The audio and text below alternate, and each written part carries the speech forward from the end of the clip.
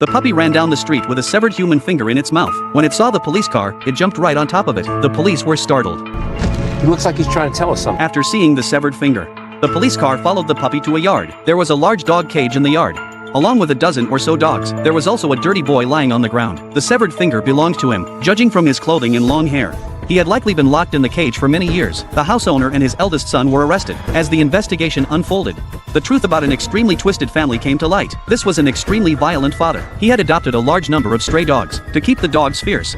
He often refused to feed them. However, his younger son Andy was very kind. Unable to bear seeing the dogs starve, he secretly fed them. When his older brother Neil discovered this, he told their father. He puts his food in his pockets to give to the dogs later. No, that's a lie. I swear, cross my heart, swear to die. This led the father to attack Andy directly. After the beating, the father was not satisfied. He dragged Andy and threw him into the dog cage.